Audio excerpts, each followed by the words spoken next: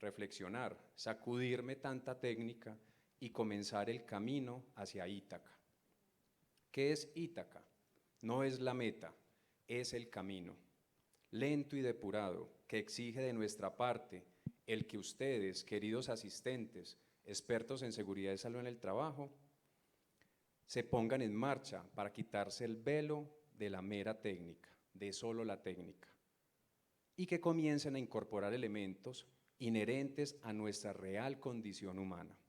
Cuando hayan logrado esto, desde los conocimientos y experiencias de nuestros ponentes del día de hoy, en este Open Space, esperamos realmente que se pongan en marcha hacia un cambio cultural, no solo en sus empresas, aquellas que ustedes gestionan, sino desde su propia humanidad, desde su propia vida.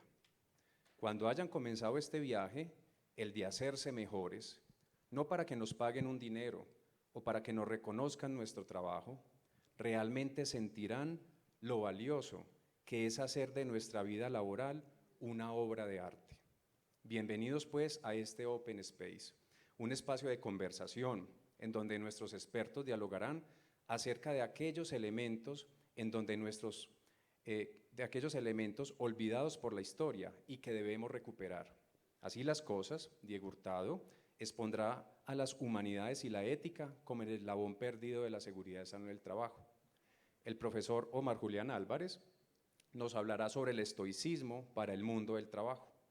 Por otro lado, John Mauricio Taborda comentará acerca del gerenciamiento laboral humano desde Jorge Luis Borges. Y Marco Antonio Cruz hará referencia a una gestión basada en el trabajador. Desde estas perspectivas ofrecidas a ustedes, queridos colegas, con ponencias cortas de 20 minutos, se pondrán sobre la mesa diferentes elementos sobre los cuales se sustentará el comienzo de nuestro conversatorio, el cual busca ofrecerles, responsables de los sistemas de gestión y en seguridad en el trabajo, elementos, ideas, sugerencias, experiencias para ser llevadas por ustedes a sus sitios de trabajo, pero también a sus propias casas y hacer de sus acciones ejemplos para el arte de gerenciar, el arte de trabajar, el arte de ser mejores a partir no del mero conocimiento o reconocimiento de esa empresa, sino de su propio perfeccionamiento humano. Es desde allí que podemos rescatar a nuestras organizaciones, nuestra propia vida y nuestro planeta, a ponerse en marcha. Muchas gracias y vamos a comenzar entonces.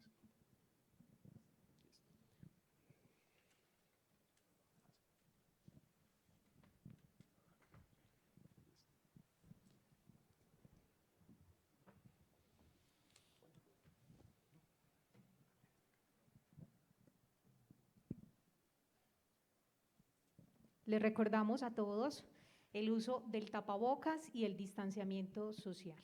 Nuestros ponentes, cuando se acercan acá al atril, se lo pueden retirar pues, porque se encuentran cumpliendo con esta norma. Bueno, muchas gracias.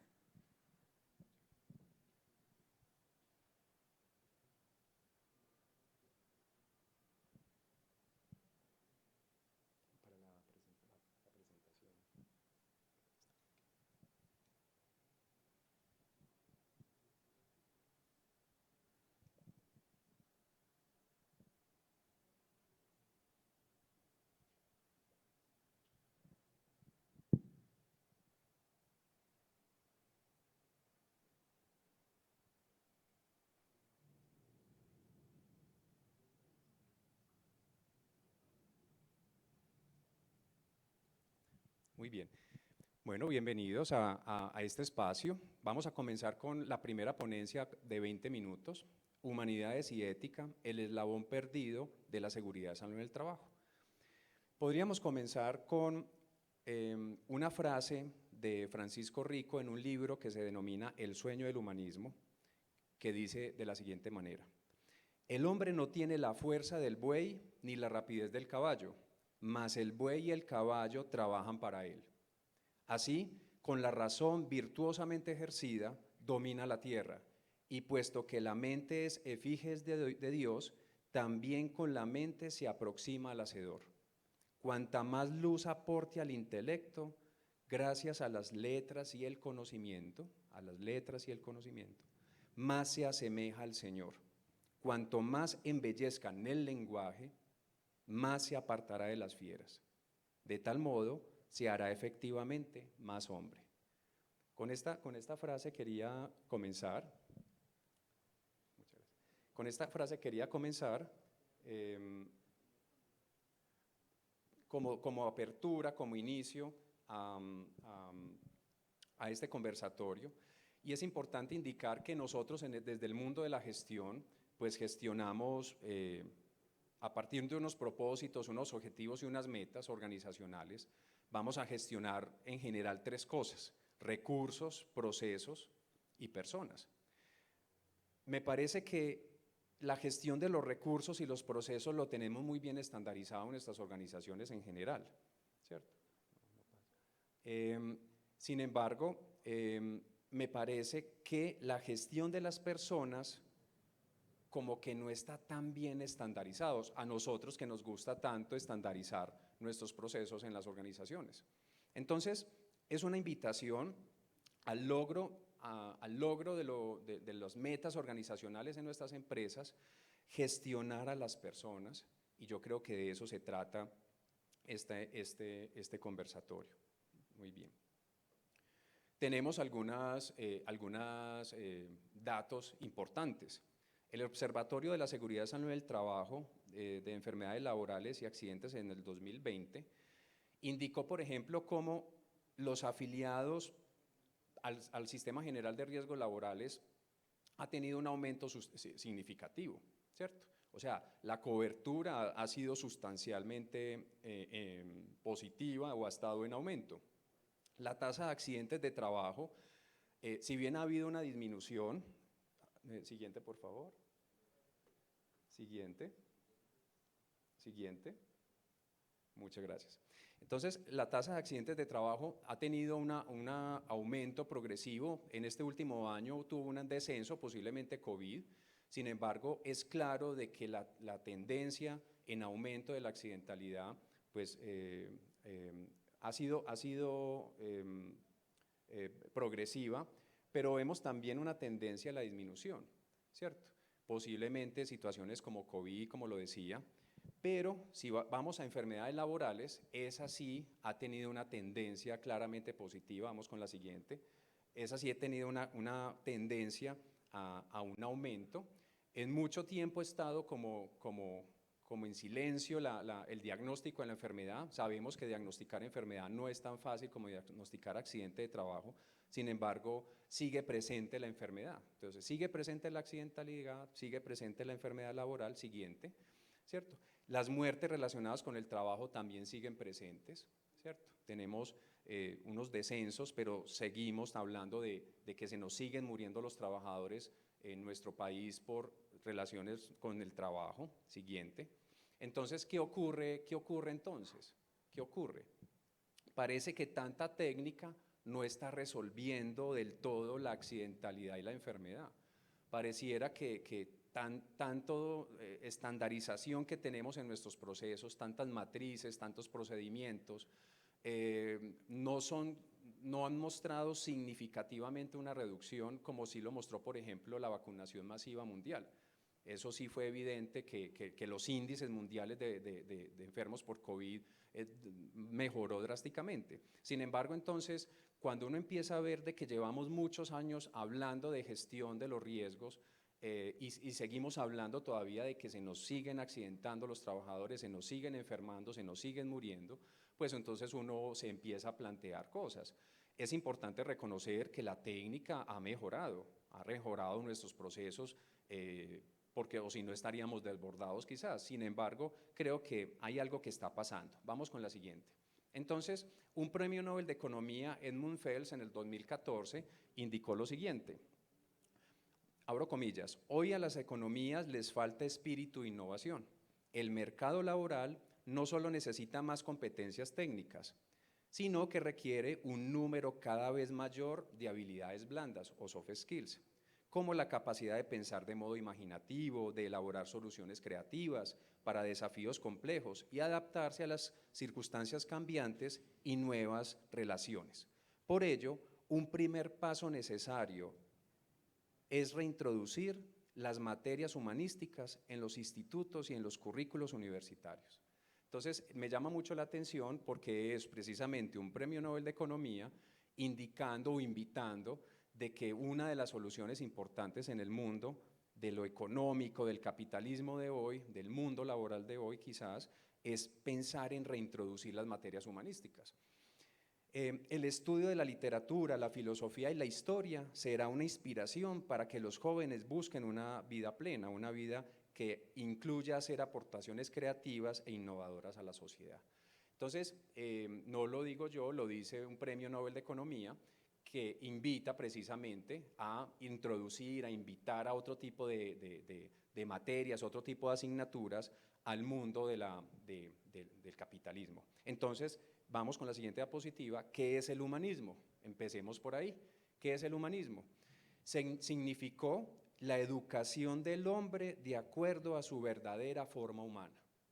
Entonces, por ejemplo, no sé qué tanto la fisiología del trabajo está presente en la gestión de los riesgos, ¿cierto? Porque si para nosotros gestionar a nosotros mismos, que somos los seres humanos, tenemos que conocer nuestra propia condición humana. Ese es el primer imperativo, digámoslo así. Entonces, el primer llamado es qué tanto nosotros, como responsables de los sistemas de gestión en las organizaciones, tenemos presente conocer la condición humana, qué es lo que nos hace humanos, ¿cierto? Entonces, si nosotros sabemos que somos biológicamente de día y no de noche, y yo voy a poner a mi trabajador a trabajar de noche, pues tengo que conocer la fisiología humana para saber cómo garantizarle en el posturno una completa situación de noche. Y aún así, pareciera que en el mundo de la gestión ese tipo de acciones no se realiza, sabiendo que la fisiología está allí presente para indicarnos cómo hacerlo. Entonces, yo creo que ese es un buen punto de partida para nuestro conversatorio a partir de las 3:30 de la tarde, que es para poder gestionar los riesgos laborales, de lo primero que debemos hacer es saber cómo somos como seres humanos, no como un medio de consumo o no como para un consumo, ¿cierto? Sino cómo somos como seres humanos. Y por tanto, para llegar allí, el humanismo es el resultado de la educación. O sea, para reconocernos como humanos, tenemos que educarnos para eso, ¿cierto? Porque si no nos educamos en eso, no conoceremos cómo funcionamos como humanos. Y más en el mundo que vivimos, en un mundo en donde se nos exige constantemente ser excelentes, ser perfectos, no tener sueño y todas las condiciones que muy bien conocemos nosotros en las organizaciones. Siguiente. Entonces, el humanismo nos invita primero, como les decía, a conocer nuestra condición humana. Es lo primero, es lo fundamental que tenemos que hacer. Entonces, mire que no necesariamente tenemos que saber de filosofía, no necesariamente tenemos que saber de antropología. Lo que tenemos que hacer es ponernos en marcha para primero saber cómo somos como seres humanos, que somos vulnerables, que somos sociables. Y si sabemos que somos sociables, ¿por qué tenemos líneas de trabajo, líneas de producción, en donde estamos el uno separado del otro? ¿Por qué tenemos eso así si nosotros somos 100% sociales? La relación humana o el humanismo comienza muy posiblemente en la sociabilización. Entonces son elementos que yo creo que el humanismo nos debe poner en marcha para recordarnos que nos tenemos que educar. Afortunadamente nosotros, si estamos aquí, es porque tenemos acceso a una buena educación. Entonces, si no lo hacemos nosotros, ¿quién más lo va a hacer? ¿Quién más lo va a hacer? Somos nosotros los responsables de los sistemas de gestión, los llamados a poner en marcha este tipo de situaciones, gerenciar a partir del conocimiento de nuestra condición humana, que creo en mi consideración todavía no está plenamente identificada en nuestras organizaciones. Entonces, vamos con la siguiente diapositiva. Entonces, nuestra condición nos involucra varios elementos. Voy a tocarlos aquí tangencialmente. Somos vulnerables. La anterior, por favor. Somos vulnerables, tenemos miedo. No podemos ser vulnerables en el mundo laboral de hoy. No podemos tener miedo en el mundo de hoy. Y precisamente el humanismo lo que nos enseña es eso, a vivir sin miedo. a vivir sin miedo a partir de una buena educación, ¿cierto? Entonces son elementos muy importantes. Nos da pereza, en nuestra condición humana la pereza es importante. Las grandes innovaciones, las grandes ideas del mundo nacen después de una excesiva pereza. ¿Y cómo vamos a crear, a innovar en una organización en donde siempre se nos exige que tenemos que innovar y producir y en donde el descanso, la pereza, el sueño no es permitido? Eso rompe nuestra biología humana. Entonces, ¿por qué seguimos gestionando en ese sentido? Porque no conocemos nuestra biología humana. Somos lentos. La velocidad de la naturaleza es la lentitud.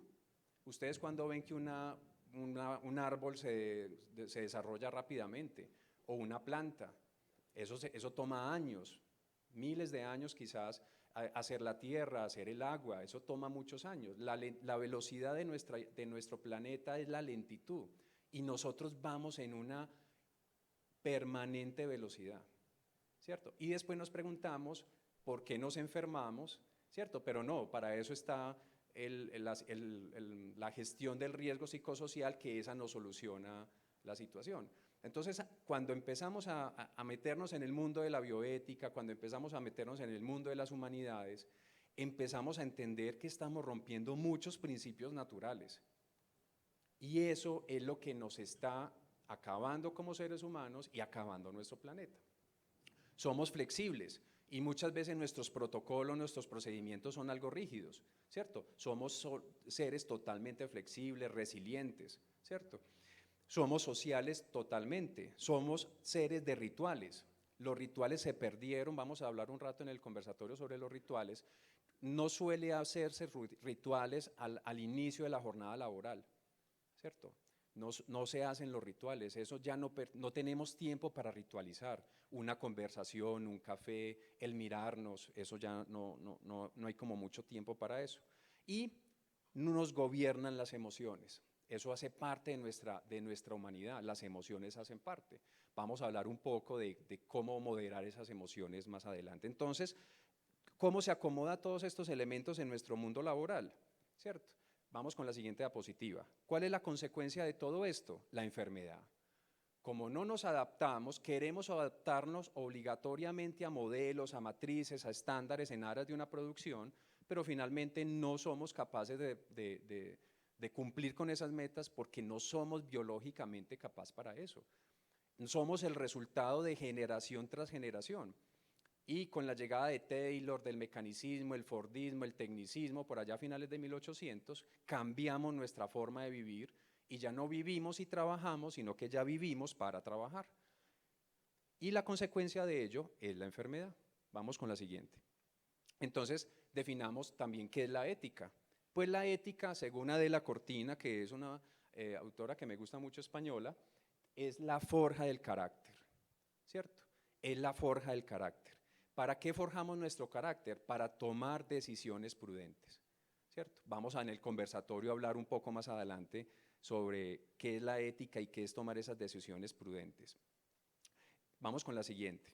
Entonces, ¿qué se hicieron las humanidades y la ética? La técnica lo sacó por la ventana. Llega la técnica, finales de 1800, Henry Ford empieza su máquina de producción masiva, todos pueden acceder a todos los bienes y servicios que quieran soñarse, esa es la promesa de la felicidad, y desplazó totalmente el recordarnos humanos, y la técnica nos ha enseñado a vivir para trabajar y vivir para consumir, y en eso estamos actualmente. Entonces, bienvenida a la repetitividad laboral que afecta el carácter. ¿Recuerdan la diapositiva anterior qué era la definición de ética? Es la forja del carácter. ¿Qué hace el mundo repetitivo de hoy? Mellar el carácter. Por eso hemos perdido juicio, valores, ética, humanismo en nuestro mundo de hoy. Creemos que el mundo de la técnica lo resuelve todo porque es más fácil medir un problema de metros que medir un problema de justicia. Medir la justicia es muy difícil, medir la prudencia es muy difícil, pero medir un problema de metros, de volúmenes, eso sí es más fácil, ¿cierto? Entonces, pareciera que tanta repetitividad laboral, según Richard Sennett en su libro La corrosión del carácter, Pareciera que tanta repetitividad laboral, hacer todos los días lo mismo, no solamente apretar y desapretar tornillos, sino abrir y cerrar ventanas de Windows, enviar y recibir correos electrónicos todos los días, hacemos lo mismo. Pareciera que esa repetitividad laboral nos afecta nuestro carácter y nos afecta nuestra capacidad de tomar decisiones prudentes, ¿cierto? Entonces, yo creo que la humanidad y la ética se fueron por la ventana por donde entró la técnica y nos desplazó. Si nosotros no nos ponemos en marcha y rescatamos eso, nadie más lo va a hacer. Esa es la diferencia, porque nosotros somos los que tomamos las decisiones en nuestras empresas para que eso se ponga en marcha. Porque muy posiblemente allá el gerente está pensando en la EBITDA, está pensando en los ingresos, en los egresos, en las pólizas, en los insumos, en el retorno, en la inversión, pero realmente los que respondemos por la gestión, el cuidado de nuestros trabajadores, tenemos esa misión de llevar a la alta gerencia este tipo de elementos que estamos ofreciendo aquí en este Open Space. Vamos con la siguiente. Entonces, siguiendo con las humanidades y la ética que ya no están presentes, entonces hay un entrecomillado de Montaigne que dice, todos nos comportamos así, pues que el hábito nos hurta el verdadero rostro de las cosas. El hábito, la repetitividad nos hizo perder la realidad en la que vivimos. Y yo propuse lo siguiente, aquí la ética es la que habla y dice, necesito consuelo o fortuna, estoy sola en este mundo de trabajo y repetitividad, la ética es la que habla. Mirad a los hombres, como todos como borregos salen a trabajar, sin investidura. Míralos desnudo, comprando cosas inútiles. Oh Boecio, consuélame. Quizás ahorita más tarde hablaremos de Boecio y de su historia. Entonces, yo creo que la ética, si nos viera a nosotros vivir para trabajar, estaría diciendo eso. Míralos cómo salen a trabajar sin mí, me olvidaron completamente, ¿cierto? Entonces yo creo que son elementos que debemos empezar a poner sobre la mesa para este conversatorio. Vamos con la siguiente. Entonces, ¿cómo estamos hoy sin ética y sin humanidades? Sin carácter para tomar decisiones prudentes. Tomamos decisiones porque es lo que todo el mundo hace, para no quedar mal socialmente, no ponemos nuestro juicio en nuestro centro de nuestra vida para tomar las mejores decisiones que yo considero, o sea, ese carácter se perdió.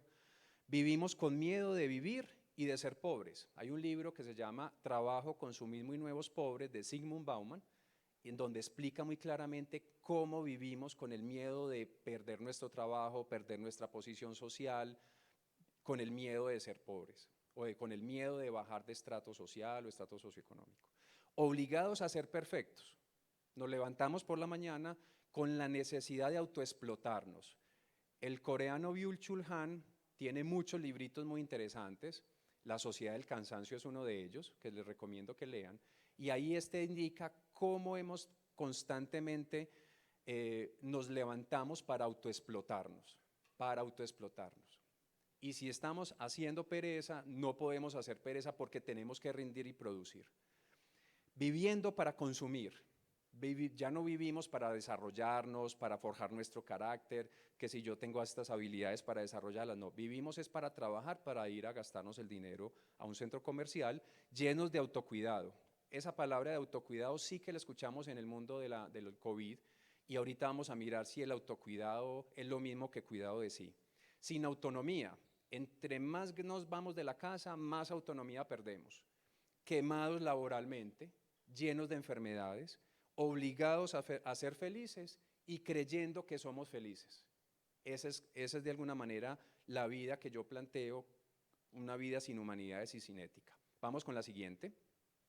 Georges Dumézil, en un libro que se llama El costo de la excelencia, o El coste de la excelencia, es español, decía algo así, comillas, el ideal del hombre era lo contrario al hombre excelente, era aquel que sentía su provisionalidad, sus limitaciones y que sabía que no era posible ser perfecto.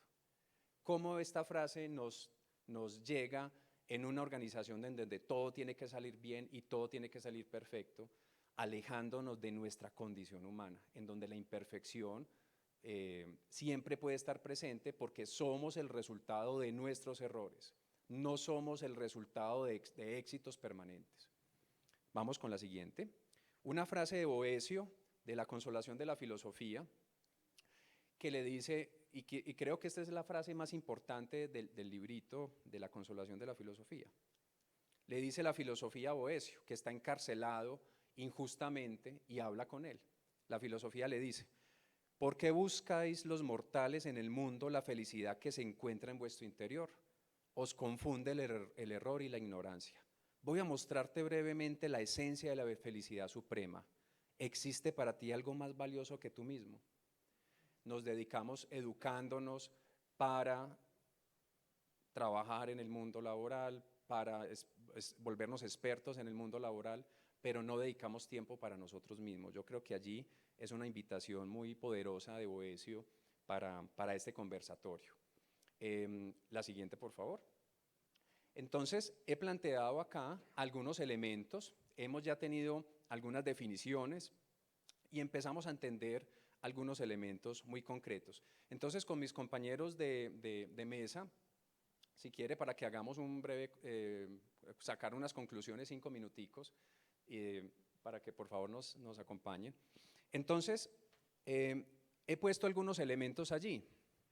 Primero, para poder gestionar las empresas, para poder poner en marcha la gestión de los riesgos en nuestras organizaciones, para poder pretender ser coherentes los objetivos de una empresa con los indicadores, debemos primero conocer nuestra biología, cómo funcionamos como seres humanos. No sé, profesor John Wilson, usted que le gusta mucho el tema de la lentitud, ¿cómo debe ser difícil para un responsable de un sistema de gestión de una empresa poner en marcha la lentitud como parte de la empresa? ¿Cómo vería usted ese elemento allí?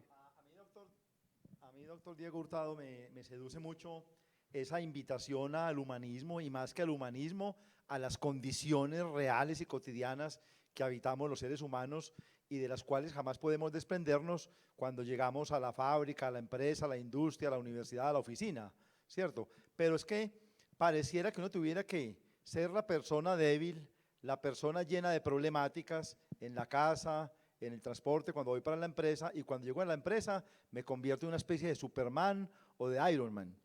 Como que allá no puedo yo fallar, y allá se me exige como una especie de hombre 4.0 o 5.0, como un hombre que no existe, como un hombre Terminator, que no lo hay. Y entonces a veces atendemos estas condiciones desde un ideal, desde un prototipo que no es aquel del trabajador, del gerente, del supervisor, del mensajero, de la señora del aseo, del empleado común y corriente, en cualquiera de los rangos o categorías se cumpla dentro de la empresa. Entonces no atendemos a ese ser humano común y corriente, sino que lo atendemos con unas sobreexigencias que parecieran ser exigencias más para un robot, más para una máquina que para un ser humano. Entonces empezamos como a confundir el ser humano con una especie de autómata.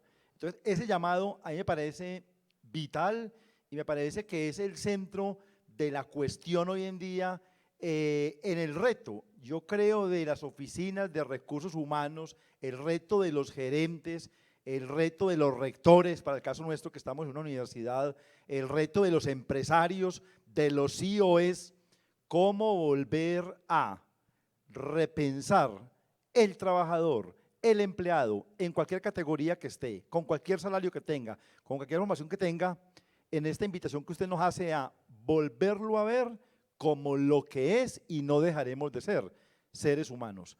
Esto se ha olvidado bastante y me parece que ese llamado suyo es muy juicioso, y es poner al ser humano con lo que realmente es, obvio, con todas las potencialidades que tenemos, pero también con todas las limitaciones físicas, naturales, biológicas, de seres para la muerte que somos, de seres perecederos que somos, de seres vulnerables que somos, también atender eso en el centro de la empresa. Sí, yo creo que se trata de eso precisamente, de pongamos al hombre en el centro de la gestión, Profesor Marco, usted tiene una ponencia que se llama precisamente así, la gestión basada o centrada en el trabajador. Usted que es experto en los temas de sistemas de gestión, auditor de empresas, que conoce muy bien cómo funciona técnicamente una organización y cómo se gestionan sus riesgos, cuando le dicen a uno que para poder gestionar esos riesgos primero tengo que conocer la condición humana, ¿realmente lo estaremos haciendo en las organizaciones? ¿Podremos hacerlo? ¿Podemos hacerlo en marcha? ¿La educación qué función tendría ahí? ¿Cómo lo vería? Venga, ahí. Escuchan así. Yo tengo fe en que muchas empresas están tomando ese camino. Lamentablemente, y lo digo es por la experiencia de auditoría de muchos años en un ente certificador, pues en Colombia, el modelo como lo estamos trabajando nosotros desde lo que es la estructura administrativa de las empresas, es un modelo, tú lo mencionaste con Ford y el modelo taylorista, es un modelo en donde vemos a las diferentes partes que hacen la producción como constitutivas de un engranaje de esa máquina. Y de allí viene el concepto de recurso humano. Y un recurso puede ser prescindible. Entonces las personas la vemos como una parte más del engranaje de la producción. Es cambiar, como lo dice John Wilson, es cambiar la mentalidad. No es fácil, no es fácil. Muy fácil plantearlo, difícil hacerlo. Pero sí he conocido algunos ejemplos empresariales en donde la gestión ya no gira alrededor del cumplimiento de un requisito, sino que está girando alrededor de una persona que debería ser el eje central de la razón de ser de las mismas organizaciones. De hecho, desde el planteamiento de la sostenibilidad, yo no puedo abusar de los diferentes contextos que justamente generan ese bien personal, empresarial, pero también social. La sostenibilidad es cómo imaginarnos nuestra sociedad para un futuro. Hay una frase de cajón, pero que me gusta de vez en cuando traerla porque de forma muy simple nos muestra qué es lo que pretende la sostenibilidad y es qué queremos nosotros de un mundo para nuestros hijos. Y en ese sentido, pues, ¿qué queremos nosotros como empresas y legados que podamos dar a una sociedad? Yo creo que ese es un pensamiento que, como lo dice el profesor John Wilson, hay que empezar a desarrollarlo y que ya lo he empezado a ver en diferentes compañías de Colombia y del mundo. Sí, yo creo que por lo menos hay esperanza, ¿cierto? De que nosotros nos pongamos en marcha en poner esos elementos para llevar a la gestión a un nivel superior basándonos en el trabajador. Y yo creo que una forma fácil de poder iniciar un camino como ellos puede ser como la ponencia del profesor John Wilson ahora más adelante, las empresas familiarmente responsables. Yo creo que modelos internacionales para que nos sirvan de guía o de lineamiento para poner en marcha esos elementos que nos lleven a una gestión basada en el trabajador, yo creo que sí es posible y el profesor John Wilson creo que enseguidita nos va a hablar sobre ese tema. Profesor, rápidamente, los criterios allí en empresas familiarmente responsables, por ejemplo, pueden servir como un inicio o un punto de partida para poner en marcha, gestionar en el trabajador. Estoy convencido de que pueden servir no solamente de punto de inicio, sino de inicio y de proceso y de final, porque las empresas tienen que, las llamadas empresas familiarmente responsables, las empresas, digamos, que la humanidad necesita hoy en Medellín, Antioquia, en Colombia y en el mundo, son empresas que sean capaces de entender lo que usted nos acabó de decir, que las personas que somos las que constituimos cualquier tipo de empresa, que somos las que la transformamos, que somos las que hacemos, que somos las que producimos, esas empresas que lo que utilizan sobre todo es esa palabra entre comillas, recursos humanos, porque también usted lo dijo, hablar de la humanidad como un recurso, incluso hoy en día se cuestiona hablar de la misma naturaleza como un recurso, porque es que la condición de recurso, el adjetivo recurso no deja de generar como una función demasiado utilitarista de tiro y uso, consumo y tiro a la basura, y es muy complejo pensar eso en relación a los seres humanos. Habría que pensarlo, en la pandemia, ¿cuántos gerentes, cuántos jefes de recursos humanos, cuántas direcciones de capacitación, bueno, las empresas, cuánta gente echó a la basura, echó a la calle, incluso pudiendo mantener esa gente dentro de la nómina, pero tenía unas excusas legales, tenían unas excusas objetivas, universalmente objetivas, y cuántas se valieron de eso. Y a su vez, cuántas hicieron esfuerzos y sacrificios económicos poderosos para salvar ese, entre comillas, recurso, para salvar lo más importante, que hay una organización que son solamente las personas, porque a veces confundimos eso, a veces confundimos, el Hotel Intercontinental no existe, existe el gerente del Hotel Intercontinental, existe una señora que hace aseo en los pasillos del Intercontinental y camareras que asean la suite y los cuartos de huésped del Hotel Intercontinental. El Hotel Intercontinental, la marca registrada no existe. Existe son un montón de personas que hacen el Hotel Intercontinental. Y el Hotel Intercontinental puede llegar incluso a desaparecer físicamente, y en esos 6, 7, 8 meses en que acá no había huéspedes, pues a esto le estaba comiendo la manigua, a esto le estaban comiendo las enredaderas y las plantas.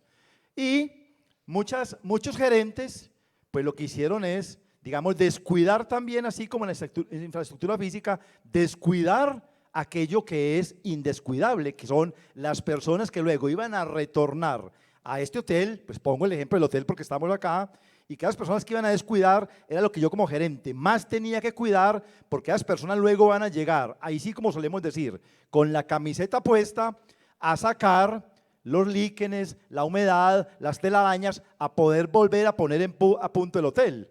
Pero en muchos casos, no sé en el caso puntual del hotel, pero en muchos casos, y pongo el caso de mi universidad, la Universidad CES, para la cual hace 20 años trabajo. En mi universidad se tomó la decisión del Consejo Superior en marzo de no echamos a nadie por lo menos hasta el 31 de diciembre de 2020, porque tenemos la caja para hacerlo, así todo el mundo esté paralizado. Y uno como profesor podía seguir trabajando por Zoom, pero la señora que hacía aseos no podía asear los baños por Zoom, el mensajero no podía hacer mandados por Zoom, y a esa persona la universidad le seguía pagando. Cuando la universidad vuelve a abrir las puertas, ¿cómo llegan a estas personas?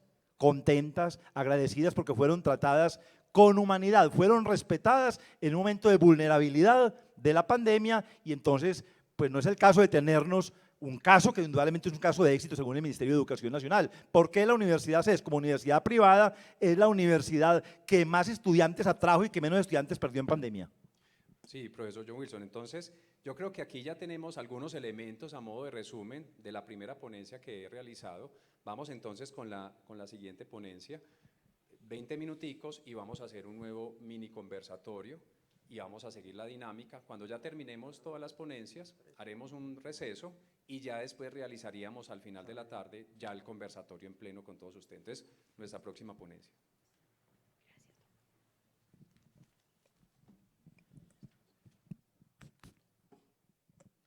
Bueno, doctor Diego, muchas gracias por su intervención. Finalizando entonces todas las ponencias, como él lo decía, vamos a tener un espacio para que ustedes, quienes están ahí, puedan realizar todas sus preguntas, inquietudes o sus aportes. Igualmente, todas las personas también que a esta hora nos siguen por streaming.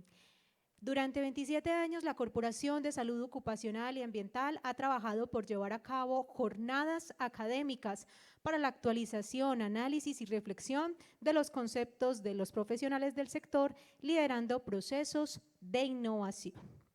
A continuación, entonces, vamos a invitar a nuestro siguiente ponente, al doctor Omar Julián Álvarez Tavares.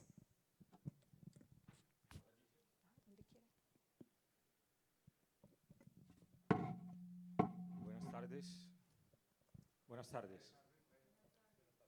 Bueno, muchas gracias a Diego, al comité organizador por la invitación, por este espacio para compartir. Ustedes ven esa palabra, pues estos son 20 minutos intentando explicar esa palabra, seguro pasarán los 20 y no la terminaré de explicar, pero suena pues al menos como interesante y diferente. Quisiera comenzar contando una experiencia sencilla. Yo tengo 2 chicos, tengo 2 hijos varones de 5 y 9 años, y recuerdo hace unos años yendo al centro comercial. Yo vivo en Río Negro, apenas se está convirtiendo como en ciudad, pero cuando era todavía como más pueblo, fui al centro comercial y ustedes ven que, como decía Diego, va uno pues a comerse un helado y a antojarse de lo que no puede comprar, y Martín se antojó de un juguete. A todos nos ha pasado esa historia, ¿cierto? Todos hemos padecido esa situación. Y bueno, yo no tenía plata para comprárselo, y él se pegó de la vitrina de la juguetería, y ustedes saben las pataletas que le hace a uno a los niños, el berrinche, y eso se empieza a deslizar por el vidrio, por la vitrina de la juguetería, y empieza a pasar la gente del pueblo y gente que lo conoce a uno, ¿cierto? Y ven el niño llorando y creen que uno acaba de torcerle el pie, que uno lo colgó pues como del cuello, alguna cosa así, y la gente le hace señas a uno, ¿qué le pasa al niño? Pues no, uno para su interior, uno dice, no, él no quiere ni un juguete de 200.000 pesos, pues lo único que le pasa. Entonces yo le hacía señas a la gente, siga, lo estoy educando, pero pues ¿cómo lo voy a educar en un berrinche ahí, ya con ganas de ir pues como por algo para limpiar el vidrio? Y sí, al momentico yo le dije, Martín, terminaste ya tu pataleta, yo me voy. Y arranco yo para el parqueadero y el niño pues chupando moco sale corriendo de mí, me monto al carro y cuando se sube, todavía ustedes han sentido como ese temblor, esa cosa, ese paro cardíaco casi. Entonces se sube y yo le dije, bueno, ya estás calmado, estás tranquilo. Y me dice, sí, y yo te pido un favor muy grande, no vuelvas a hacer eso, porque eso no está bien, esa no es la forma de pedir un juguete. Uno dice que quiere un juguete, conversa con el papá, si el papá tiene el dinero, la posibilidad de hacerlo, se consigue, pero si no, seguimos para adelante, seguimos. Y a mí me hizo pensar, después alguien me preguntó, ¿cómo se llama esa pedagogía? ¿Tú cómo lo hiciste? Esa pedagogía se llama la pedagogía de la nada, con los niños no hay que hacer nada. La mayoría de la gente hace una cosa totalmente contraria. Mete el tarjetazo, entonces no tiene plata y mete la tarjeta de crédito y se mete en el juguete que no puede comprar, cuando la decisión más fácil es la nada. O sea, no haga nada. ¿Por qué? Cuando usted no está haciendo nada en función de la sociedad de consumo, como comprarle el juguete, no es que yo no hiciera nada, sino que esa pasividad mía se entiende precisamente que yo estoy intentando hacer algo mucho más interesante y más importante que comprar un juguete, y es forjar el carácter de mi hijo, que era de lo que nos hablaba Diego ahorita. ¿Cómo se forja el carácter? Con los límites. Cuando yo le estoy enseñando a un niño que un no es un no, no es, si yo digo no y saco la tarjeta de crédito, pues yo le estoy dando un mensaje de que yo pues soy un saco sin fondo. Ustedes saben que si uno, ¿cómo es el chiste? Si uno tuviera la plata que los hijos creen que uno tiene, si uno tuviera las amantes que la esposa cree que uno tiene, y si uno lo tuviera tan grande como uno cree que lo tiene, pues la vida sería muy buena. Pero al niño hay que enseñarle los límites, porque yo estoy forjando el carácter. Yo necesito que antes de que salga a la calle a ver lo difícil que es el mundo, yo se lo tengo que enseñar en la casa, pero no se lo voy a enseñar a patadas ni nada, sino con la noción de límite. Entonces, por eso, en relación con esta filosofía, que es muy antigua, de 400 años antes de Cristo, estamos hablando de que estamos a 2500, 2400 años de distancia de este pensamiento, sobre todo, pasamos a la otra, es una idea y que hoy está calando mucho en el mundo empresarial, en Silicon Valley, en la costa este también, en el mundo del emprendimiento. Se está leyendo mucho del estoicismo, se está leyendo a Séneca, se está leyendo a Marco Aurelio, se está leyendo a Epicteto. ¿Y por qué está calando esta filosofía? Esta filosofía, que tiene un nombre muy sencillo, estoicismo, es porque estas escalinatas, como donde estaba, pues, donde se iba a la Acrópolis, como a un costado, habían unos profesores muy informales que no tenían academia, no tenían liceo, y se dedicaron a enseñar una filosofía práctica. Y ese lugar se llamaba la Estoa. Estoa dice ahí, poikile, o pórtico de las pinturas, porque era como a un lado. Entonces de ahí viene la palabra estoicismo, por si alguien le pregunta eso qué significa, corresponde pues al sitio. Y fue fundado por este señor en el 300 a.C. Pero lo más importante, y es por eso que les contaba la experiencia, la siguiente, es porque nos ayuda a lidiar sobre todo con una cuestión que es fundamental en el ser humano y que ahora nos lo decían, y es la condición de vulnerabilidad, de límite de la situación humana.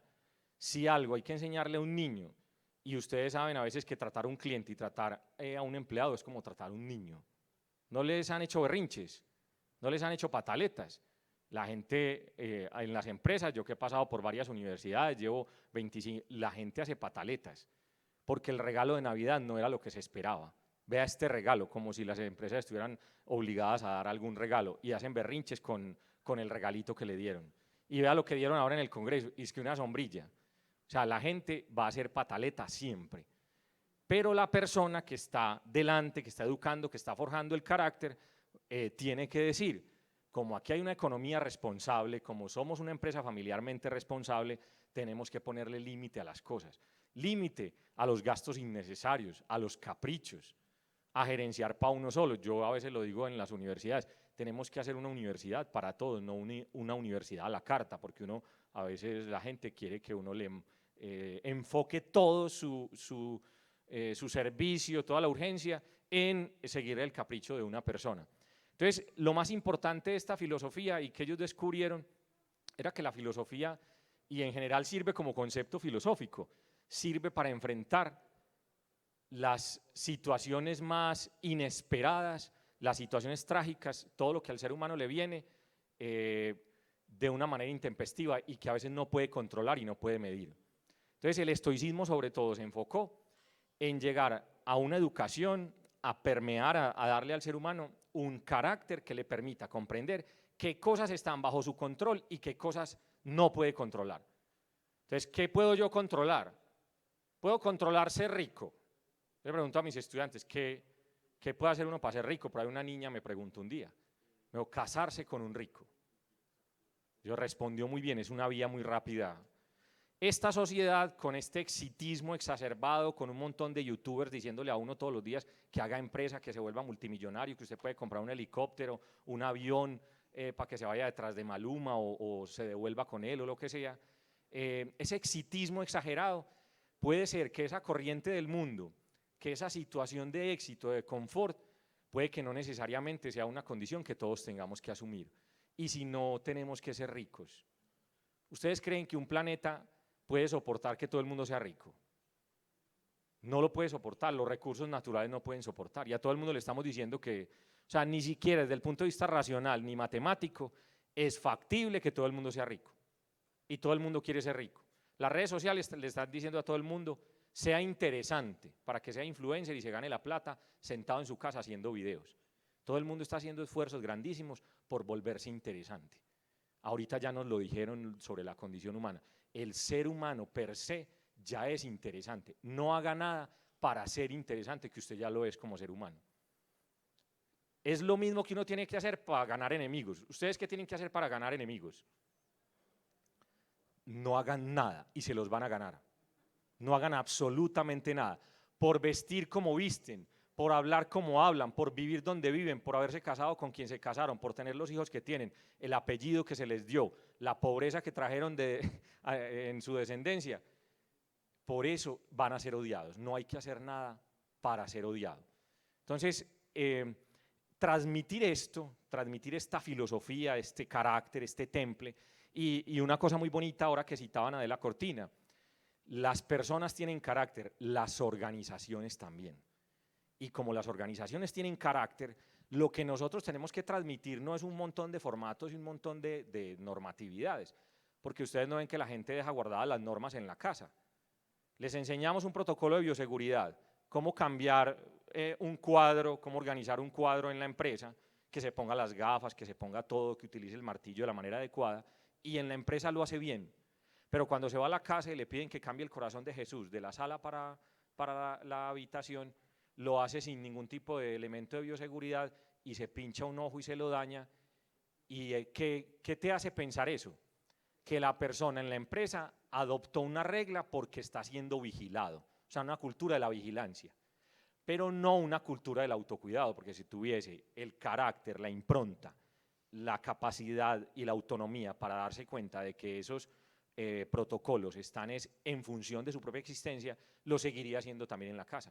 Le diría a la tía, yo le voy a pasar el cuadro, pero voy a buscar las herramientas adecuadas. No voy a coger aquí la piedra para aplastar la carne, que pronto me va a dañar un dedo y mañana ya no podría ir a trabajar. No, lo hace de cualquier manera. Entonces, ojo, las organizaciones tienen como las personas tienen carácter. Y lo que hay que transmitir, y la filosofía de qué trata, de transmitir un carácter, una impronta, un estilo. Cada empresa tiene su estilo, cada negocio, 10, 15 años, tiene su estilo, su manera particular. Aquí mi papá decía una cosa cuando uno se comportaba un poco que no iba por los cauces normales por donde debería ir, decía, mijo, aquí es así, si no es así, no es aquí. Era más o menos pero era el estilo de esa época, ¿cierto? Y mientras usted viva bajo este techo, hoy a la gente hay que contemplarla mucho, hay que mimarla mucho, y aún así se va. Y aún así hay rotación de personal. Entonces lo que hay que imprimir no es, no es seguir esa costumbre de dorarle la píldora y acariciar a todo el que venga pues compungido, sino transmitir ese carácter, ese estilo, la forma en que hacemos las cosas. Porque de esa manera es como vamos a llegar o como implementamos ese Ítaca, ese camino del que nos hablaban ahorita. Entonces, se trata de establecer no simplemente como una normatividad, algo operativo, sino un estilo, una forma de vida. O sea, porque en la forma, en el cuidado de las formas, en el cuidado de lo estético, de lo simple, está el fondo del asunto. Es como la urbanidad. Usted llega a una empresa y usted se da cuenta que la gente tiene asimiladas las normas de urbanidad por la forma, desde la entrada y la forma como lo saludaron, usted ya sabe que ahí la gente saluda. Y hay lugares donde usted llega y ni se enteran que usted llegó. Pero la urbanidad será algo tan importante. La urbanidad es una virtud, es una puerta de entrada a la moral. La gente que utiliza las normas de etiqueta y usa la urbanidad le indica a uno que es pendiente de los detalles, y cuando a uno alguien le dice que está atento a los detalles, a uno le suena que detrás hay un mundo muy interesante, y es apenas la forma. Como decía un autor, ni el amor puede prescindir de las formas, porque aún el amor tiene que disfrazarse de una florecita, de una chocolatina, del detalle pequeño del mensajito, ¿cómo vas? ¿Cómo estás? Por aquí en el evento, pero todo va muy bien, de hacerse sentir así sea una cosa pequeña. Porque después las grandes cosas que se nos vienen encima, la muerte, la vejez, la enfermedad, el infortunio, un fracaso, una quiebra económica, esas cosas que no vamos a ver venir, que llegarán de manera así inesperada, pues es lo que nos da cuenta y lo que nos hace pensar si tenemos auténticamente una filosofía. ¿Cómo sé yo que tengo una filosofía de vida? Puede ser que alguien aquí se pregunte, no, yo todavía no me he planteado si tengo una filosofía de vida. Yo voy a trabajar, estoy en mi casa, pero yo estoy haciendo lo que todo el mundo hace. Sobrevivir, pagar las cuentas, pues seguir emparentado con estos señores de los bancos y todo, pues no perder la relación que va a ser eterna. Pero más allá de ese automatismo, yo me doy cuenta que alguien tiene una filosofía porque cuando le toca enfrentar la dificultad, se mantiene y toma una actitud responsable, una actitud activa frente a esas situaciones. Te llega la enfermedad, ahí se nota la filosofía que tienes. Cuando uno le va bien, no necesita ni filosofía. Pues, ¿quién necesita la ética cuando todo le sonríe? Ustedes no ven, cuando todo va bollante, aparece la plata por todo lado, ni ética ni filosofía moral se necesitan, porque todo te sonríe, parece que todo se junta. Mientras que las desgracias también se juntan, y cuando se juntan a uno lo cogen desprevenido. ¿Ustedes no ven que eso es contagioso? Eso es como cuando se le daña un electrodoméstico a uno en la casa. Arréglelo rápido porque la lavadora ya escuchó a la licuadora. Y la nevera está también pendiente de eso otro. Cuando esas vainas empiezan a dañar, eso es seguido. No se preocupe que cuando sacó los 100.000 para el mantenimiento de la lavadora, ya le empieza a traquear la nevera. Los males se ponen siempre de acuerdo. Y cuando llega la enfermedad, enseguidita te llega el desempleo. Y pasado mañana de pronto te va a dejar tu pareja. Tranquilo que las desgracias van a llegar y juntas. Y ahí se nota que tanta filosofía. Y el estoicismo es eso, cómo soy capaz de enfrentar aquello que es inesperado. Nadie estaba esperando el COVID y hubo mucha gente que en medio del COVID le fue muy bien. A muchos negocios, a muchas empresas les fue de maravilla. Ahorita lo decía John Wilson. El CES creció en pandemia cuando otros estaban pues desesperados con el asunto. En medio de la dificultad se puede crecer, mucha gente se enriqueció, mucha gente creció. A nivel humano mucha gente aprendió, salió tocando guitarra, salió con otro idioma, se leyó otros 3 libros que tenía por ahí en la mesa de noche estorbando. Entonces toda oportunidad toda situación compleja puede volverse una oportunidad. No digamos, no utilicemos el lugar común de una oportunidad de mejora, es la posibilidad de ser excelente siempre. Pasemos a la siguiente, por favor. Ok, creo que esto ya pues lo mencioné un poco, sobre todo que estas empresas están enfocadas en intentar transmitirle a los empleados que todo no es el dinero, que todo no es jubilarse pues a los 30 años, multimillonarios. ¿Qué han hecho esos multimillonarios que se jubilaron a los 30 años cuando crearon una app que se volvió exitosa y tal? Uno a los 30 años ya sin saber qué hacer. A todos les da las ganas de ser altruista, de ser filántropo. Y se vuelven unos filántropos y unos humanistas, pero hacia afuera. Empiezan a crear fundaciones cuando tienen una empresa para hacer el bien. Eso es muy cuestionante, ¿no? Van a hacerle favores a todo el mundo cuando a los que tienen que hacer los favores son a los mismos empleados, están allí. Hacer grandes donaciones cuando al primero que hay que hacerle donaciones al propio. Entonces empiezan como a maltratar su vida y a buscarse la dificultad cuando posiblemente haya un ambiente propicio para llevar esto a cabo. Pasamos, por favor. Bueno, estos son dos personas que practicaron el estoicismo, una contemporánea y otra antigua, el famoso filósofo emperador Marco Aurelio. Las meditaciones de Marco Aurelio le ayudaron mucho al señor Mandela en su cautiverio. 23 años en la cárcel, termina el apartheid, él sale y le pide a los sudafricanos de su piel negra, no hay que hacer una vendetta, no hay que hacer venganza, no hay que tomar revancha. Vamos a hacer un país, a levantar este país todos unidos. Entonces, el estoicismo tiene dos características fundamentales que ambos lo practicaron. Usaron muy bien la razón, o sea, un uso correcto de la razón, y ahorita también lo decían, ¿cuándo me doy cuenta yo que hago un buen uso de la razón? Cuando hago juicios y tengo unos criterios de valoración que no obedecen a la corriente del mundo, sino que obedecen precisamente a las condiciones en las que yo me he forjado y en las que yo me he podido superar. Yo no me mido con respecto a lo que el mundo se mide, sino que me mido precisamente a las expectativas. Ustedes no ven que uno siempre está mirando al vecino y el vecino lo está mirando a uno le mira a la mujer al vecino, el vecino mira la de uno mira el carro del uno siempre cree que lo del otro es mejor, porque uno no conoce la situación por la que el otro está atravesando y cómo llegó donde llegó. Entonces, claro, examinando esa situación particular por la que yo he pasado, imagínense un emperador del Imperio Romano nada más y nada menos, 19 años librando batallas, y sus meditaciones le sirven a un señor recluido en Sudáfrica para comprender que en medio de las dificultades, encerrado uno qué puede hacer, en confinamiento uno qué puede hacer, puedes crecer cualitativamente, puedes crecer espiritualmente. Pasamos, por favor. Bueno, con esto termino. ¿Cuánto nos queda? Sí. Ok, con esto termino. Simplemente una aplicación básica, muy sencilla a esto del estoicismo. Fuera de usar la razón, entonces, que es como una de las características más importantes del estoicismo, lo otro es permanecer en un continuo ejercicio espiritual, o sea, permanecer siempre en una actitud de meditación, buscando siempre la excelencia, buscando siempre la superación de sí. Y yo pongo aquí unos elementos que nos pueden servir, que hago unas preguntas. Entonces se preguntaba incluso Epicteto en el manual, dice, ¿qué eres capaz de controlar?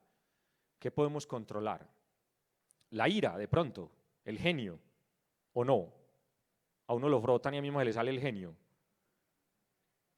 Puedes controlar a los otros, imposible. Controlar la situación, la economía del país, no. Fíjate qué cosas puedes controlar y encárgate de eso. Puedes controlarte a ti mismo.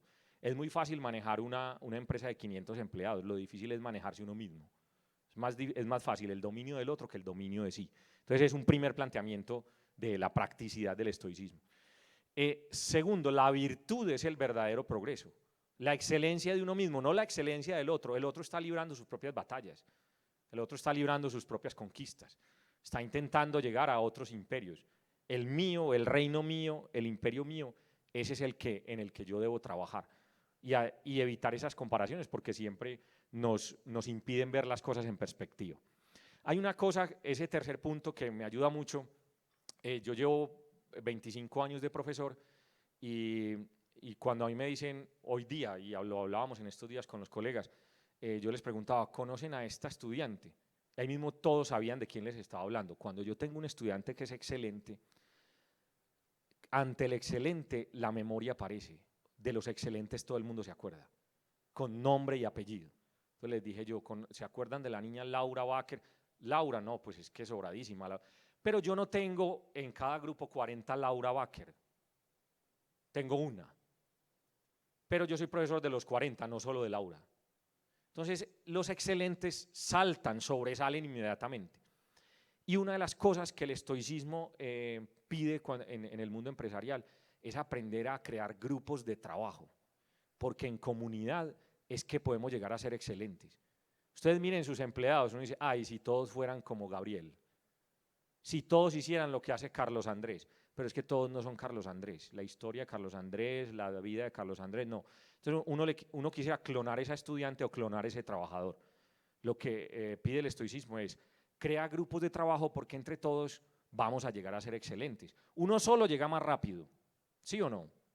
Pero en grupo llega más lejos y lo que necesitamos es llegar lejos. Solo más rápido, acompañado más lejos, o sea, hay que apuntar a lo lejos. Este era el que les mencionaba ahorita, los estoicos lo dicen de una manera diferente, dicen aprender a mirar en perspectiva, aprende a tomar distancia de las cosas.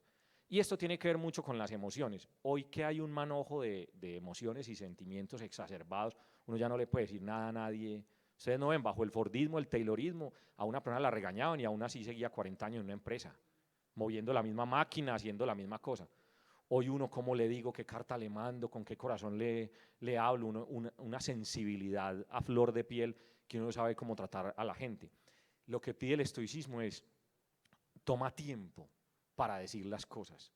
O sea, toma distancia, un sano distanciamiento de las emociones y de los sentimientos. El que se enoja pierde. ¿Qué nos dicen a nosotros en las clases? Consumo, uno se desespera con las clases virtuales. Que todos los 40 estudiantes puede que se enojen, el profesor no se puede enojar. Que todos los 80 empleados se enojen, pero el gerente es que no puede hacer la pataleta. La pataleta la hace el niño, no la puede hacer el papá, porque estamos educando en el carácter. Entonces, aprender a mirar las cosas desde arriba.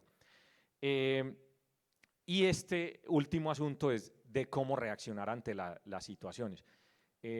A nuestros estudiantes y a nuestros profesores, queremos hacer ese ejercicio también, los llevamos al Museo Cementerio San Pedro. ¿Han ido al Cementerio San Pedro? A que recorran las tumbas, los mausoleos de ese cementerio que es pues un recurso de interés público, para que contemplen los mausoleos las tumbas del señor Pepe Sierra, del señor Alejandro Echavarría Izaza, fundador de Coltejer, la tumba de Carlos Coriolano Amador, el dueño de la mina El Zancudo, la mina de oro más grande del mundo. Y recorriendo esas tumbas hacemos un ejercicio estoico que se llama Memento Mori. Recuerda que te vas a morir, recuerda tus limitaciones, o sea, que eres pasajero, que estás aquí solamente un ratico, que esto es prestado. Y los estudiantes, profe, ¿usted a qué nos trajo aquí? Y les hago que toquen la tierra de cementerio y ellos se encalambran y dicen, ay no, guácala, tierra de cementerio. Yo, ¿qué tiene esta tierra? Esta tierra es muy buena porque hace crecer estos pinos y cipreses altísimos, no puede ser una tierra mala. Y ténganle miedo a los vivos, los que están de acá para afuera, pero de los que están aquí adentro, no les tengan miedo. Esta es la memoria viva de gente que forjó un mito, el mito del paisa, del antioqueño, el que a lomo de mula abrió túneles, hizo puentes, pues se metió por donde donde todo el mundo le decía que no se podía meter y abrió y surcó pues estos montes y sacó adelante todo. Entonces lo que necesitamos es recuperar eso, no simplemente la imagen de unas personas que ya están sepultadas, sino precisamente recuperar.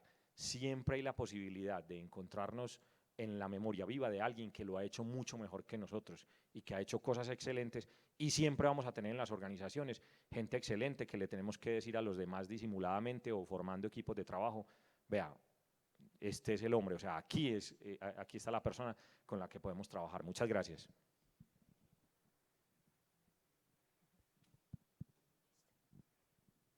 Bueno. Bueno, el doctor Julián, muchas gracias por su intervención. Los invitamos entonces a sentarse para realizar los 5 minutos de mini conversatorio y ya los invitamos a salir a un pequeño receso de media hora para que nos encontremos aquí nuevamente a las 3:30 de la tarde, y los queremos invitar también a realizar una visita en el Salón Antioquia 1 para poder disfrutar de las presentaciones que tenemos ahí. Queremos agradecerles también a nuestros auspiciadores de la 27ª Semana de la Salud Ocupacional, gracias a Positiva Compañía de Seguros S.A., a Seguros Bolívar, a Colmena Seguros, a Dota Cóndor, a Conintec, a Intecon, a Hightech, a Way Group, Actura, Elitec, Serentía, Implicing, Confama y Sura. Los dejo entonces con el doctor Diego para hacer un pequeño conversatorio y ya salimos a un pequeño receso. Muy bien, muchas gracias. Yo creo que el profesor Julián nos ha dejado algunos elementos interesantes. En algún momento tenía una reunión temprano en la universidad y estaba en un tráfico y sabía que no iba a poder llegar a tiempo. Entonces recordé por allá cuando hice mi maestría en bioética, cuando leíamos a Marco Aurelio, a Séneca, a Epicteto, que uno de los elementos más importantes del estoicismo es define qué cosas puedes cambiar y qué no puedes cambiar. Definitivamente en ese momento yo no podía cambiar el hecho de que tenía un tráfico por delante y que no iba a llegar. Entonces, frente a eso, yo tomé la decisión de decir, bueno, ¿qué sí puedo cambiar? Pues llamar, avisar que no voy a lograr llegar a tiempo. Y cuando hice todo, puse en marcha esas acciones, como que ya me relajé y me calmé, digámoslo así. Entonces, yo creo que estas herramientas, desde la filosofía, en este caso estoica, yo creo que nos puede dar lineamientos para nosotros llevarlos a las organizaciones. Yo creo que ese es uno de los lineamientos importantes. ¿Cuánto estrés nos evitaríamos si entendiéramos que los trabajadores solo podemos hacer esfuerzos sobre lo que podemos dominar, sobre lo que podemos modificar?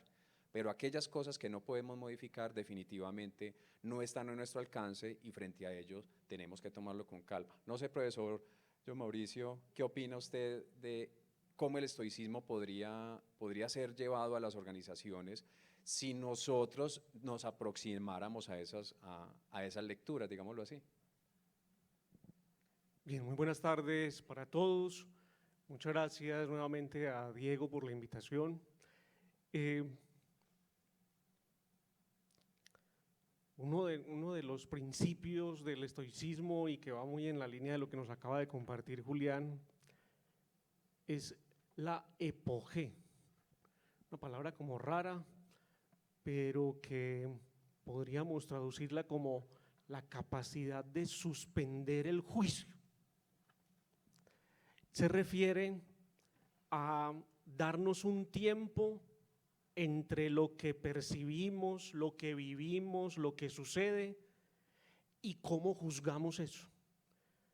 Yo creo que es una forma de habitar el tiempo, y quizás ahora en medio de la dinámica de redes sociales, donde el imperativo es la reacción rápida, la respuesta rápida, es probable que muchos de ustedes, a pesar de haber destinado el tiempo para estar aquí, participar presencialmente del congreso, de este encuentro y de este espacio, no puedan desconectarse del todo, porque si ustedes dejan los correos que están recibiendo, los mensajes que están recibiendo para responderlos el sábado en la tarde, el domingo, el lunes festivo o el martes de la semana entrante, lo que encuentran el martes, para decirlo con los argentinos, porque ahorita vamos a hablar de un argentino, es tremendo quilombo, un chicharrón, para decirlo en paisa. Usted no me respondió. El imperativo de la velocidad. Volvemos a lo mismo. Pero en este caso, con la epogé, es la velocidad de respuesta. Yo creo que es muy importante, para evitar sufrimiento, bajar la velocidad. Todos, porque entramos en el mismo juego. Cuando nos reclaman la velocidad nos sentimos interpelados y, como dicen los costeños, no sé si aquí haya paisanos costeños, cójala suave, cójala suave. Pero cuando no nos responden, no la cogemos suave y somos nosotros los del reclamo. Entonces, suspender el juicio, no solo en la velocidad de respuesta y la reacción, sino darnos un tiempo para pensar las cosas. Uno sufre mucho por prejuicios, lo que decía Julián. El prado del vecino siempre se ve más verde que el de uno, pero uno no se pregunta si eso sí es cierto. Lo primero, creo que ese Epicteto, ese es un nombre como para mascotas, los que de pronto estén pensando en mascotas, Epicteto, venga para acá. Para los hijos sí sería, pues yo creo, pero bueno, un despropósito. Tiene un texto que se titula El Enquiridión, el manual, esa es una palabra griega, el manual, y se refiere a eso, a un manual de vida. Y creo recordar yo, pues entre gallos y medianoche, que dice, vea, ante una situación que usted califique como problema, hágase 4 preguntas. Y yo creo que puede ser una forma de expresarlo a nivel de decisiones en una organización. Primera pregunta, ¿esto sí es un problema? Porque a veces uno considera problemática una situación que hace parte de la cultura organizacional, que hace parte de las situaciones que estamos viviendo. Al principio con el COVID, la cantidad de especulaciones con lo que estaba pasando. Pululaban las especulaciones. Esto es una conspiración, nos quieren meter un chip. Claro, lo que nos quieren es controlar para poder instalar las antenas 4G de la China. La cantidad de teorías conspiracionistas. Venga, primera pregunta, ¿esto sí es un problema? Dicen Epicteto en el Enquiridión, si la respuesta es afirmativa, hombre, sí, esto es un problema. Segunda pregunta, sí, la respuesta a lo anterior es sí, este problema tiene solución. Porque por más que el optimismo nos lleve a decir, es que todo problema tiene solución, el único problema que no tiene solución es la muerte y la muerte no es un problema. No, hay problemas que definitivamente hay que aceptar con tranquilidad, digámoslo coloquialmente, con estoicismo, hombre, este problema no tiene solución. Si la respuesta es sí, hombre, este problema sí tiene solución. Tercera pregunta, esa solución depende de mí, porque a veces es un problema, tiene solución, pero la solución no depende de mí. El tráfico pesado no depende de mí. Esto no depende de mí. Pero puede que la respuesta a la tercera pregunta también sea afirmativa. Hombre, es un problema, tiene solución y esa solución depende de mí. Cuarta y última pregunta que plantea el manual de vida de Epicteto. Entonces, ¿qué debo hacer ya? No es qué debo hacer, porque a veces es un problema, tiene solución, la solución depende de mí.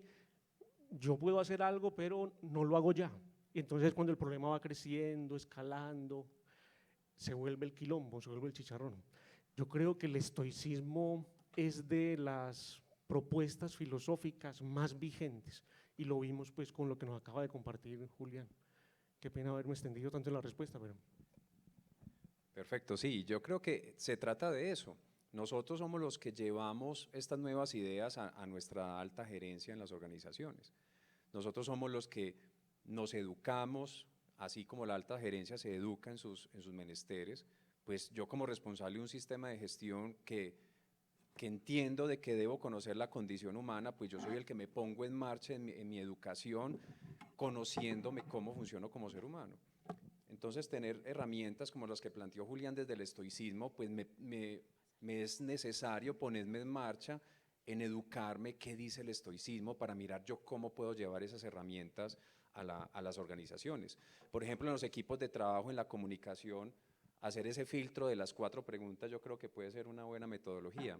No sé, profesor Marco, ¿usted qué opina de qué tan factible es en el mundo de la gestión, en el mundo de los indicadores, de las matrices, poner en marcha elementos como este para la mejor de la empresa, para la mejoría de las empresas? ¿Para qué hacerlo fácil si difícil también se puede? Esa es una frase que puede que no la hayan escuchado mucho, pero frecuentemente se ve en el mundo empresarial. Pero específicamente en el mundo de los indicadores, somos muy dados a complicar y tener que medir la minucia de la minucia, y me hiciste recordar un indicador, ya que la pregunta en indicadores, que yo diga, ¿qué valor agregado genera esa medición? Uno tiene que preguntarse muchas veces cuál es la interpretación del dato, pero qué acción voy a desencadenar con el dato, ¿sí o no? El indicador de horas nalga efectivas. ¿Cuántas personas asistieron a la capacitación? Eso es un indicador, pero ¿qué tan válido es para tomar decisiones? ¿Cierto? Yo pienso que en el tema de los indicadores, ya que la pregunta está ahí, mientras más simple, mucho mejor. Y partiendo de las premisas que decía el profesor Mauricio, si ese indicador me sirve para tomar decisiones y puedo actuar con base a ellos, o puedo derivar quién puede actuar, sería un indicador válido. Y esa es la premisa de lo que se ha entendido como los indicadores que generan valor. De lo contrario, serán indicadores que van a estar en el tiempo y no van a aportar mucho. ¿Cierto? Sí, yo creo que es como la gestión basada como en el sentido común muchas veces. Nos llenamos de tanta técnica, de tantos estándares, que yo creo que finalmente nos metemos, nos hacemos más profundo el hoyo y nos es más difícil quizás salir de allí.